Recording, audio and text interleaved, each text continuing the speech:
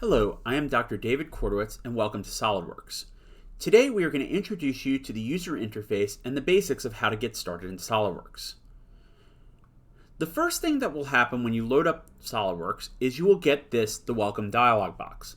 In the welcome dialog box, we have the option to create new models, including parts, assemblies, and drawings, as well as to open existing models which we have already created previously. In addition to this, it shows us the most recent ones that we've worked on, as well as recent directories, so if you want to find your work, it is much simpler.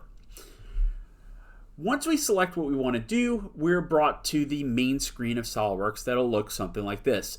This blue area, which is in the center of the screen, it will normally be white. However, I'm indicating that this is what we call the graphics area. Now, please note the names and terminology that we'll be using here are the same as the names and terminology that will be used in the tutorials for SOLIDWORKS, as well as any printed material and the CSWA exam. So the graphics area is where we're going to be doing most of our work and doing most of our drawings and modeling.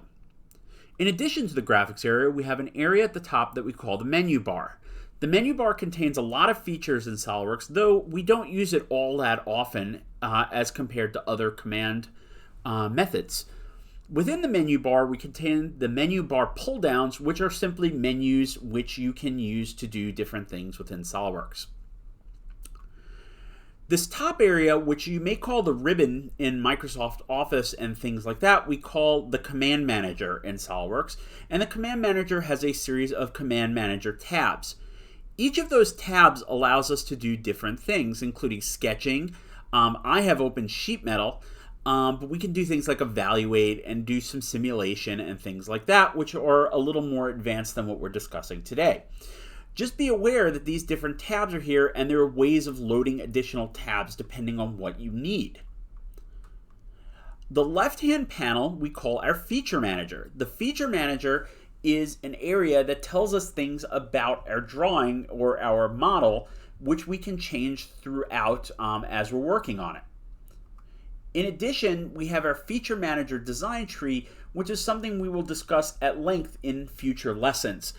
This design tree shows us what is going on in our drawing, as well as what our different parts and our history is in terms of design.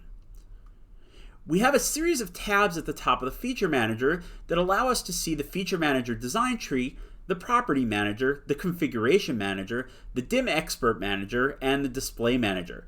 There is also a pair of arrows at the top that allow us to pull over the menus and to also see the graphical version of these menus, which we will talk about at another time. We have at the bottom left-hand corner of the drawing, we will always have what we call our reference triad. This is showing you the default X, Y, and Z coordinates for the space and the model you are working on. This is important because it tells you where your default planes lie. Knowing where your planes are is going to help you figure out what direction your build needs to be in, which will help you later on if you try to manufacture what you're developing.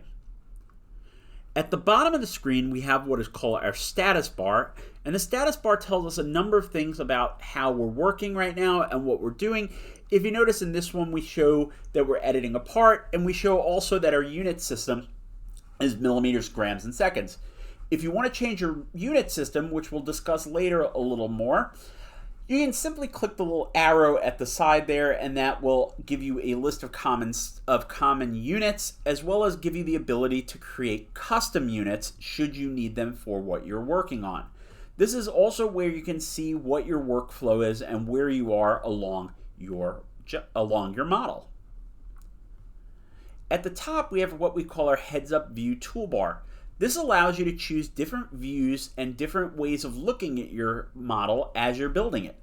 This will come in really handy when you're trying to build things on different sides of a model that you may not be able to see in one view or another.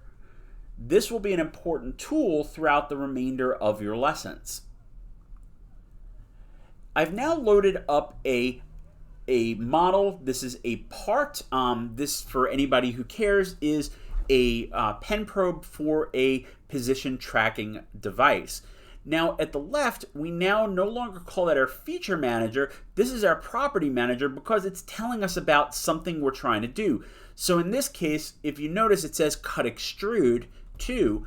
That's because we're trying to work on the second cut extrude, and we're allowed to edit it at this point. More on how to do that when we start talking about building 3D objects. In addition to the property manager, we have what we call our flyout design tree.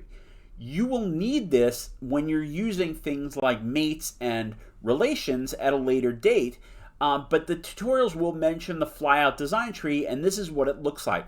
It will automatically show up when you need it. So if you see it there, it's then available. Finally, we're going to talk about on the right that we have what we call our task pane.